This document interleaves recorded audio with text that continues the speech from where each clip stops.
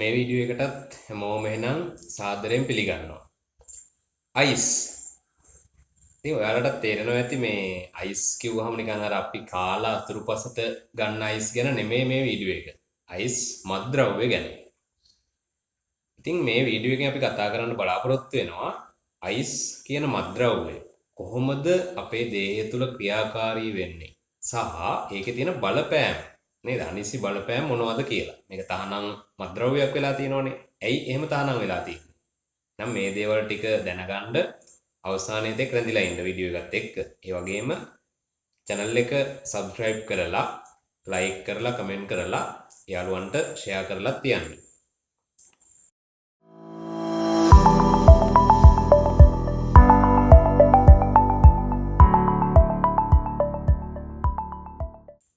හොඳයි.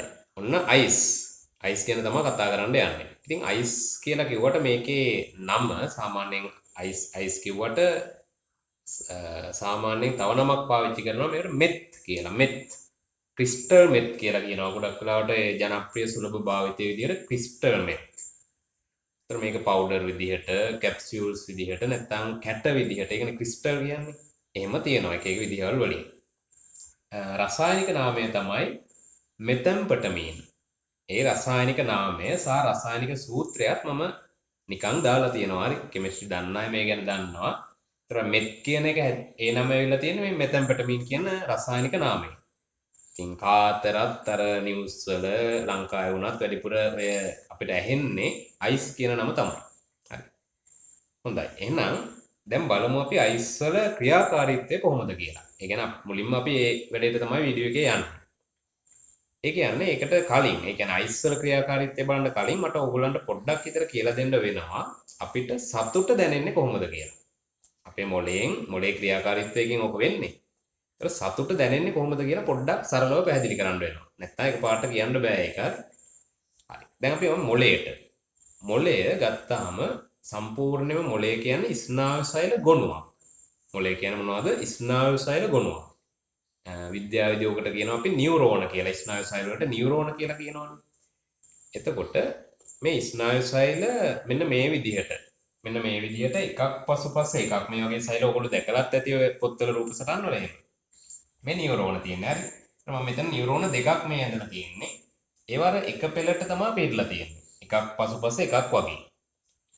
ඒතර ඔහොම තියෙන නියුරෝන වල සමීප ඡායාරූපයක්. කියන්නේ මේ සම්බන්ධ වෙන තැන සමීප රූපයක් තමයි මේ විදිහට මම මෙතන ඇඳලා තියන්නේ. හරි මෙන්න මේ වගේ තැනක සමීප රූපයක් කියලා හිතන්න.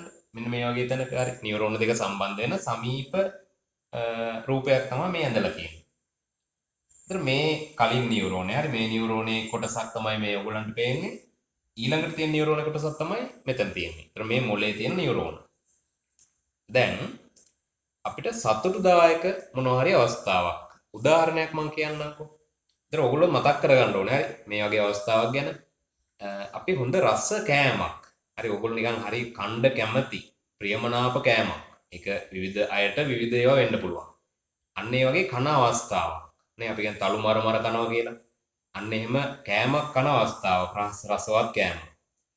එහෙම නැත්නම් ඔයගොල්ලෝ මොකක් හරි මහන්සි වෙලා කරන දෙයක් දෙයක ප්‍රතිඵලයක් ලැබෙන අවස්ථාවක්. කියන්නේ හිතන්නකො දැන් ගානක් හදනවා. මාරුවෙන් උදේ ඉඳලා මහන්සි වෙනවා ගානක් හදන්න පැය ගානක් මහන්සිලා ඔන්න හරියට උත්තරේ එනවා. ඒතකොට තමන්ට දැනෙනවනේ හොඳ ෆීල් වෙනවනේ හොඳ සතුටක්. ඊට අමතරව ලිංගික ක්‍රියාකාරීත්වයේදී මේ වැඩේම වෙනවා. සතුටක් දැනෙන එක. හරි. ඒකට අපි කියනවා මේ feeling good කියලා ඉංග්‍රීසි වල ඔක කියන්නේ. ඊට අමතරව reward system එක reward එකක් වගේ අර අපේ මං කිව්වා ගානක් හදලා නැත්නම් මොනවා හරි අමාරු වැඩක් මහන්සි වෙලා කරලා ඒකේ ප්‍රතිඵලය ලබන අවස්ථාවකට දැනෙන සතුට මතක් වුණා නේද එහෙම අවස්ථාවක්. අන්න ඒ වගේ වෙලාවට ඕක ඇති වෙන්නේ කොහොමද? මොලේ වෙන එක්තරා සිද්ධියක්. හරි මම මේ නියුරෝන ගැනත් පැහැදිලි කරේ ඒකයි. මේකෙදි මෙහෙම දෙයක් වෙනවා. මේ කලින් නියුරෝනේ මේ ඊළඟ නියුරෝනේ. ওই දෙකේ සම්බන්ධ වෙන තැනනේ. මේකට අපි විද්‍යාවේ කියනවා උපාගමය කියලා. ඒක හැමෝටම අවශ්‍ය නැහැ. හැමෝම අහලා නැතුව ඇති. කොහොම හරි මේ වගේ අවස්ථාවකදී මේ නියුරෝන් එකෙන් ස්‍රාවය වෙනවා රසායනික ද්‍රව්‍යයක්. හරි. ඒ රසායනික ද්‍රව්‍ය වර්ගයට අපි කියනවා ස්නායු සම්ප්‍රේෂක කියලා. මොනවා කියලාද කියන්නේ? ස්නායු සම්ප්‍රේෂක ඉංග්‍රීසි වලින් කියනවා නියුරෝට්‍රාන්ස්මීටර්ස් කියලා. හරිද? ස්නායු සම්ප්‍රේෂක ස්‍රාව වෙනවා. දැන් මේ සතුට ඇති වෙන විදිහ. හරි. දැන් මෙච්චර කාලයක් අර වගේ කෑමක් කනවා සතුට ඇති වෙනවා. එච්චරයිනේ. නමුත් ඔයගොල්ලෝ මේකේ විද්‍යාවත් දැනගන්නවා. එතකොට ඔය දැන් සතුට ඇති වෙන විදිය මේ නියුරෝන් එකෙන් ස්‍රාව වෙනවා රසායනික ද්‍රව්‍ය වර්ගයක්. ඒවට අපි කියනවා ස්නායු සම්ප්‍රේෂක කියලා. මේකෙදි ප්‍රධාන වෙන සතුට වගේ දැනෙන අවස්ථාවකදී ප්‍රධාන වෙන ස්නායු සම්ප්‍රේෂකයක් තමයි මේ මම ලියලා තියෙන්නේ. හරි. ඩෝපැමින්. මේකට මොකද්ද කියන්නේ? ඩෝපැමින් කියලා. දැන් මේ කළු පාට තිත් වගේ මම දාලා තියෙන ඩෝපැමින්. හරි. ඩෝපැමින් ස්‍රාවය වෙනවා. ඩෝපැමින් මේ නියුරෝනේ ඉඳලා ස්‍රාවය වෙලා මේ නියුරෝනේට යනවා. ඔන්න ඔය විදිහට තමයි ඊට පස්සේ අර දිගින් දිගටම මෙයා ස්‍රාවය කරලා මෙයාට දෙනවා. ඒතර මෙයා ලබාගෙන අනිත් නියුරෝන වලටත් යවනවා. එහෙම මේ අපි දැන් අර හොඳ රස කෑමක් කන අතරතුර ඒ දිගින් දිගටම අපිට සතුට දැනෙනවනේ. ටික ටික වැඩි වෙවි දැනෙනව නේද? අන්න එහෙම වෙන්නේ මේ ක්‍රියාවලිය අකණ්ඩව වෙන නිසා. හැබැයි මේව දෙයක් තියෙනවා. දැන් ඕගොල්ලෝ මේ කෑම කාලා ඉවර වෙලා යම් වෙලාවක් ගියාට පස්සේ දිගට මේ සතුට තියෙනවද? රස කෑමක් කන අවස්ථාවේ තියෙනවා. ඊට පස්සේ පොඩ්ඩක් වෙලා යනකම් තියෙයි. දිගටම නේද? රෑ කියලා නිදිනකනුත් තියෙනවද? පහවදාත් ඒ සතුට ඕගොල්ලෝ භුක්ති විඳිනවද? එහෙම වෙන්නේ නැහැ. හොඳ විතර බලන්න ඒක. මොනවා හරි සතුටුදායක ක්‍රියාවලියක් කරද්දී කරන වෙලාවෙනේ අපිට සතුට තියෙන්නේ ඇත්තටම වැඩිපුර. ඊට පස්සේ ක්‍රමානුකූලව ඒක යටපත් වෙලා යනවා. ඊළඟට අපි වෙන වෙන කාර්යභාරයන් වල නිරත වෙන්න පටන් ගන්නවා. නේද? එහෙම වෙන්නේ ඇයි? නේද? ඒ දිගටම තියෙන්නේ නැත්තේ සතුට. එහෙමයි කියලා හිතලා බලන්න. ඒක වෙන්නේ මේ වගේ ක්‍රියාවලියකින්. දැන් අර මම කියවනේ ස්නායු සම්ප්‍රේෂකයක් ඩෝපැමින් කියලා ස්‍රාවය වෙනවා. මෙතෙන්ට ස්‍රාව වෙනවා. ඒ ස්නායු සම්ප්‍රේෂකය තමයි මෙයාට පණිවිඩය දෙන්නේ සතුට වෙන්න කියලා. හරි. දිගටම ඉතින් ඉතුරු නියුරෝන වලට යනවා ඔය පණිවිඩය. හරි. ඊළඟට දැන් අර ටික වෙලාවක් යද්දී සතුට නැති වෙනවනේ අපි යම් කාර්යයක් අවසන් කරාට පස්සේ. ඊට පස්සේ වෙන්නේ මේ මෙතෙන්ට ශ්‍රාවය කරපු ඩෝපැමින් ටික ආපහු මෙයා ලබා ගන්නවා. අපි කියනවා අප්ටේක් එකක්. හරි. ආපහු මෙයා ගන්නවා. එතකොට දැන් මෙතන අර පණිවිඩය ඉස්සරහට යවන්න කෙනෙක් නැතුව යනවනේ.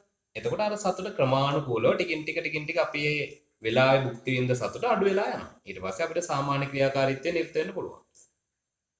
එතකොට මෙන්න මෙහෙම ගන්නවා. හරි. ඩෝපැමින් ටික ආපහු මේ කලින් නියුරෝන් එක ගන්නවා. ඔන්න ඔතෙන්ට තමයි අපේ මේ කතානායකයා එන්නේ. කවුද? මෙතැම්පටමින්. නැත්නම් අයිස්, මෙත්, ක්‍රිස්ටල් මෙත් කියන සංයෝගය, රසායනික සංයෝගය ඔන්න ඔතෙන්ට තමයි බලපාන්නේ.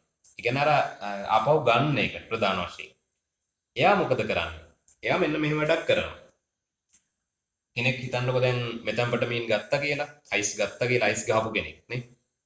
ගත්තා. කවුරු හරි මත්ද්‍රව්‍ය පාවිච්චි කරා. එයාගේ මොලේ එක දෙයක් තමයි මේ ඩෝපැමින් ස්‍රාවය වීම වැඩි වෙනවා. දැන් සාමාන්‍ය අර ආහාරයක් ගන්නකොට වගේ ස්‍රාව වෙන ඩෝපැමින් මට්ටමට වඩා වැඩි ඩෝපැමින් ලෙවල් එකක් අර පුද්ගලයාගේ ස්‍රාවය වෙන්න පටන් ගන්නවා. ඒ එක දෙයක්. මෙත් වලින් කරන හරි. තව දෙයක් තමයි මෙන්න මේ මම කියවනේ අර දැන් අර ටික වෙලාවක් යද්දී සතුට නැති වෙන්නේ මේ ආවේ මේවා ටික ගන්නවා ඩෝපැමින් ටික කියලා අර නියුරෝන් එක. ඔන්න ඔය ගන්න දොරවල් ටික හරි. ඇතුළට ගන්න පාරවල් තියෙන්න එපා, පාස් තියෙන්න එපා සයිලවල. ඒවා වහනවා මෙත්. දැන් මම රතු පාටින් බෝලයක් දානවා මෙත් වල මේ. කොහොම මේ මෙත් එකක් කියලා හිතන්නකො. අයිස්. මේ තියෙන අයිස් හරි. අයිස් ගිහිල්ලා අර දොරවල් වලට බාධක විදියට සම්බන්ධ වෙනවා. දැන් අර ස්‍රාවය වෙච්ච ඩෝපැමින් ටික ගන්න විදිහක් නැහැ ඇතුළට. දැන් මොකද වෙන්නේ? දිගින් දිගටම මෙයා සංඥා දෙනවා ඩෝපැමින් වලින් මේ ඉස්සරහා තියෙන නියුරෝන් වලට. දිගටම අර සතුට මේ ෆීලිං ගුඩ් කියන එක. නේ අර හැපිනස් කියන එක. ඒක දිගටම ඇති වෙනවා. එක දිගට ඇති වෙනවා සතුට. ඔන්න සිද්ධිය. දැන් අර ගත්තු කෙනාට එන ආතල් නේ. එයා එන විනෝදෙන් ඉන්නේ. එන හැපි එකේ ඉන්නේ දිගටම. අර කෑමක් ගන්නකොට වගේ නෙමෙයි. ඇයි වැඩිපුර අශ්‍රාවය වුණානේ. දැන් එන විනෝදයි යාට. දැන් හිතන්න තමන්ගේ ළඟම ඥාතියෙක් මැරිලා දැන් මල ගෙදර ඉන්නේ. ඒත් ඉන්නව hina වෙවි ගන්නට. අවුලක් නැහැ. එයාට දැනෙන්නේ නැහැ. එයාට දැනෙන්නේ සතුට. පැහැදිලි? ඔන්න ඔහොම ක්‍රියාවලියක් තමයි මෙත් නැත්නම් අයිස් ගත්තු කෙනාට වෙන්නේ. ඉතින් ඔයගොල්ලෝ හිතනවත් ඇති ඉතින් අවුලක් නැහැ නේද? හොඳයි නේ ඒකනේ. එහෙම වෙන එකනේ හොඳයිද කියලා හිතනවා. මෙහෙම දේවල් තියෙනවා. දැන් ඕක උනාට ඔය අතරමැද්දේ වෙන තව බලපෑම් රාශියක් අපේ දේහයට තියෙනවා. ඔය ක්‍රියාවලිය වෙන අතරතුර අයිස් කියන අපි කියනවා අයිස් කියන මායя කියලා කියන්නේ. අපේ දේහය ඇත්තටම සෑහෙන විනාශයකට පත් කරනවා. සාමාන්‍යයෙන් අනිත් මත්ද්‍රව්‍ය ඔය අරක්කු සිගරට් ඒ වගේ මත්පැන් වෙනත් ද්‍රව්‍ය වගේ නෙමෙයි. මෙයාගේ බලපෑම ගොඩක් වේගවත්. අවුරුදු කීපයක් ඇතුළත පුද්ගලයෙක්ව ඉතාම දුර්වල තත්ත්වයට පත් කරලා මරණය කරා ගෙනියන්න හේතු වෙන සංයෝගයක් තමයි මේ අයිස් කියලා කියන්නේ, නැත්නම් මෙතැම්පටමින් කියලා කියන්නේ. මේක ගන්න මොහොතේදී අපිට මේකේ තියෙන බලපෑම් ටික මම ඔයගලන්ට කියාගෙන යන්නම්. ඒක මට වර්ග කරන්න පුළුවන් කොටස් තුනකට. ෂෝට් ටර්ම්, ලොන්ග් ටර්ම් සහ ඕවර්ඩෝස් කියලා. ඒතර ෂෝට් ටර්ම් වලදී ඇතිවන බලපෑම් තමයි මෙත් ගන්න කෙනෙකුට එයාගේ හાર્ට් බීට් එක වැඩි වෙනවා, හાર્ට් රේට් එක, හෘද ස්පන්දන වේගය වැඩි වෙනවා, ශ්වසන වේගය වැඩි වෙනවා. හරි. ඒතර ඒවෙන් පොඩ්ඩක් අර එනර්ජි එකක් ලැබෙනවා ගතියකුත් තියෙනවා. හරි. මෙත් ගන්න කෙනාට එනර්ජි එකක් අලුතින් නිකන් ලැබෙනවා. ඊළඟට ඇලර්ට්නස් එක අපි කියනවා අර හොඳ අවධානයෙන් ඉන්න ගතිය තියෙනවා. ඒ කියන්නේ මොකද එක දෙයක් ගැන යට අවධානය තියෙන. ඒතකොට අර සිහියක් කියන එක නෙමෙයි. සිහියෙන් ඉන්නවා කියන එක නෙමෙයි. මොකද එක දෙයක් ගැන නිකන් එන අවධානයකින් ඉන්න එහෙම පුළුවන් වෙනවා. එයා එක එච්චරයි යාගේ ලෝකය. මොකද දෙයක් ගැන හිතනවා එච්චරයි. නැත්නම් තහස පාවෙනවා ගැන හිතනවා එච්චරයි යාගේ. අන්න ඒකයි ඇලර්ට්නස් කියන්නේ. එහෙම එකක් එනවා.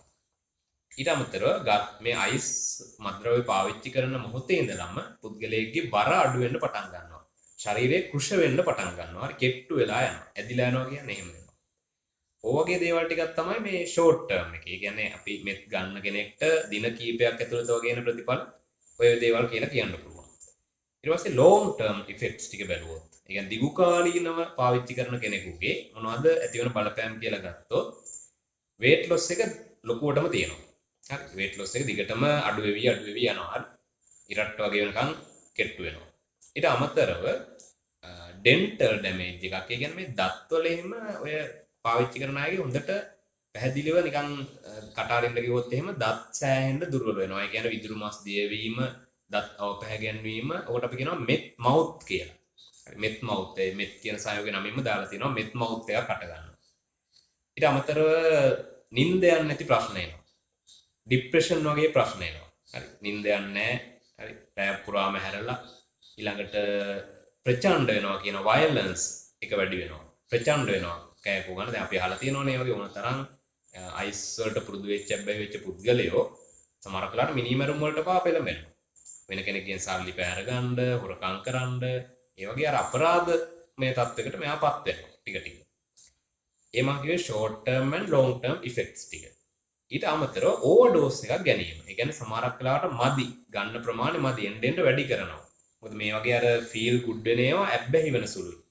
එතකොට එයාට ගන්න ප්‍රමාණය මදි. එතකොට තව එයා ගන්න උත්සාහ කරනවා. එතකොට ඒ ඕවර්ඩෝස් එකක් ගත්තාම ඇතිවන ප්‍රධාන තත්ත්වයක් වෙනවා සයිකෝසිස්. ඒ කියන්නේ විකාර පේන්න ගන්නවා. වැඩිපුර ගත්තාම විකාර පේන්න ගන්නවා. හරි. මේ ලෝකේ නැති නිකන් අద్භූත දේවල් වෙන්න පුළුවන්. මොනවා හරි වගේ විකාර පේන්න ගන්නවා.